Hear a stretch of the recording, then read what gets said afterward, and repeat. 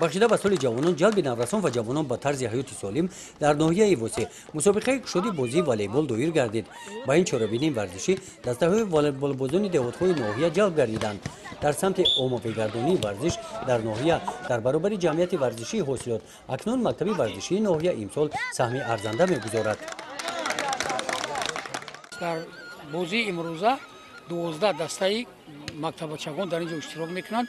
مقصد اساسی همین چاره‌بینی این یعنی با حیات سالم خوانندگان را جلب نمودن با مثال ورزش سلامتی آنها را درست کردن و در برابر همین پیدا نمودن چهره‌های بهترین برای دسته‌های یکچین ناحیه منطقه و ولایت میباشد و این اقدامی هر ساله و هر ماهه مکتب ورزشی و بخش جوانان و سیاحی ناحیه وسیع میباشد.